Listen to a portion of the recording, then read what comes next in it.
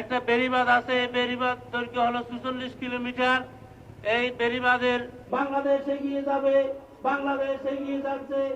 আমাদের নির্দেশ সচককে দেখতে এসেছেন, তিনি আমাদেরকে জননেত্রী শেখ হাসিনা ঘোষণা দিয়েছেন প্রত্যেক মানুষের গৃহ। হাসিনা আমাদের মন্ত্রী মহোদয় আছেন, আমাদের জননেত্রী শেখ হাসিনার পতাকা ধরে ঐক্যবদ্ধ হয়ে যত ষড়যন্ত্র।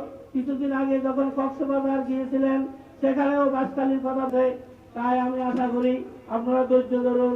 আমাদের আল্লাহ রাব্বুল আজ দেখে এসেছেন আমাদের দুর্দশা, আমাদের বিপদের এই যে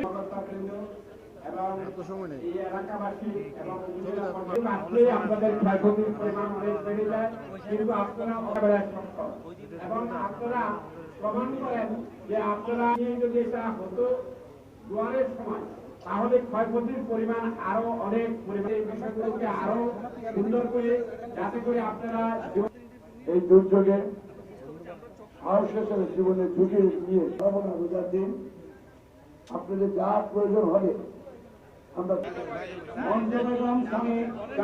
এদিকে তাকান, এদিকে তাকান।